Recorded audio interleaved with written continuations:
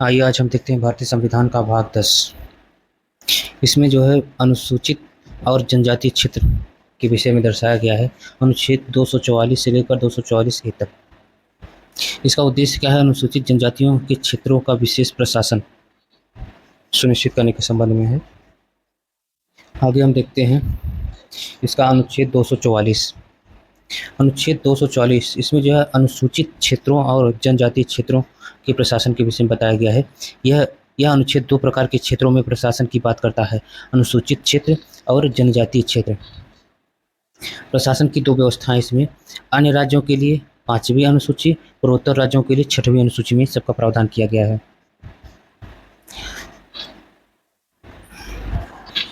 आगे हम देखते हैं 5वीं अनुसूची अनुसूचित क्षेत्रों के लिए।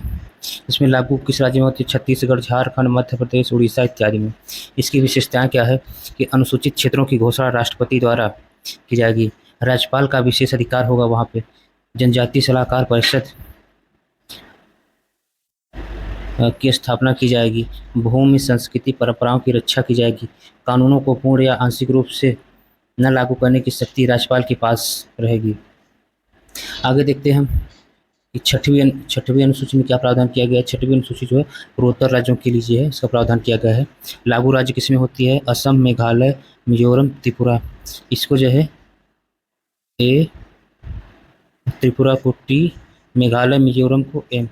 ATM स्क्वायर से जो है ट्रिक से याद करते हैं।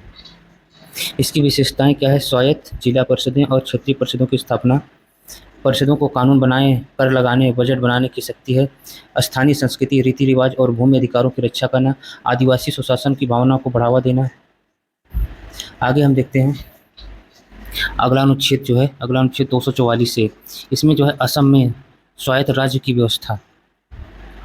यह अनुच्छेद असम के भीतर स्वायत्त राज्य की स्थापना की अनुमति देता है। उदाहरण, स्वायत्त राज्य का मतलब है स्वयं का कानून विधान बनाना, वहाँ की स्पेशल कानून बनाए जाते हैं। उदाहरण हम देखते हैं कार्बी आंग्लोक, नॉर्थ कछार हिल्स आदि क्षेत्र के जो है यह स्वायत्त कानून बनाए गए हैं। इसमें विधानसभा और मंत्रिपरिषद का प्रावधान हो सकता है। इसमें कह रहे हैं कि विधानसभा और मंत्रिपरिषद के भी प्रावधान हो सकते हैं। इसका उद्देश्य कैसे क्यों बनाया गया? इसका उद्देश्य जनजाति की संस्कृति और पहचान की रक्षा करना, भूमि, परंपरा और प्रशासन में संरक्षण, प्रशासनिक लचीलापन, राजनीतिक और शैक्षिक संस्कृतिकरण, स्थानीय स्वशासन को बल।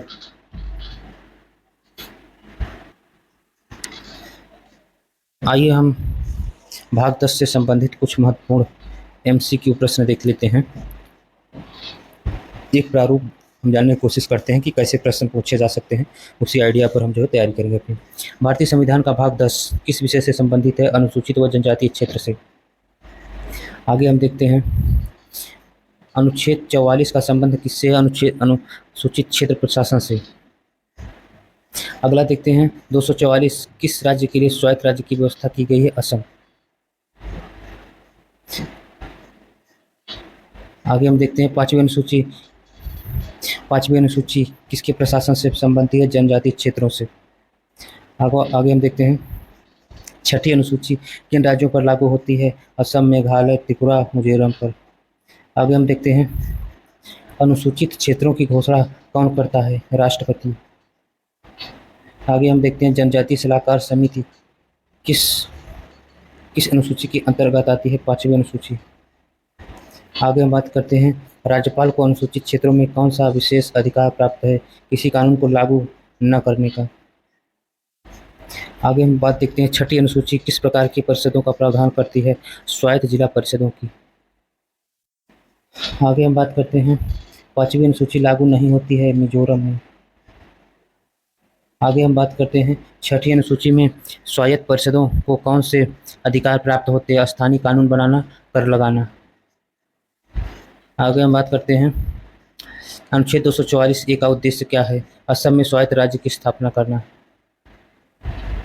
आगे हम लेते हैं असम के किस क्षेत्रों में अनुच्छेद 244 के तहत स्वायत्त राज्य का दर्जा मिला है? कार्बी आंगलोंग और नॉर्थ कछार हिल्स। आगे हम देखते हैं 5वीं अनुसूची में राज्यपाल TAC को कितने सदस्यों के साथ गठित कर सकता है? अधिकतम 20। आगे हम देखते हैं टीएसी में कितने प्रतिशत सदस्य अनुसूचित जनजातियों से होने चाहिए। 75%। आगे हम देखते हैं स्वायत्त जिला परिषद को न्यायिक शक्ति किस विषय से प्राप्त होती है। जनजातीय रीति रिवाजों व भूमि कानूनों पर। आगे हम देखते हैं पांचवी अनुसूची का उपयोग किस उद्देश्य के लिए किया जाता है। अनुसूचित क्षेत्रों के प्रशासन सुनिश्चित करने के लिए। आगे देखते हैं छठी अनुसूची के अंतर्गत कौन से निकाय कार्य करता है। स्वायत्त परिषद। आगे देखते हैं छठी अनुसूची के प्रावधानों को संविधान में शामिल करने का कारण क्या था। आदिवासियों की पहचान और सुशासन को बनाए रखना। आगे हम बात करते हैं भारत के किन दो अनुच्छेदों में अनुसूचित क्षेत्र से संबंधित प्रशासन की बात कही गई है। अनुच्छेद 44 व 44A में।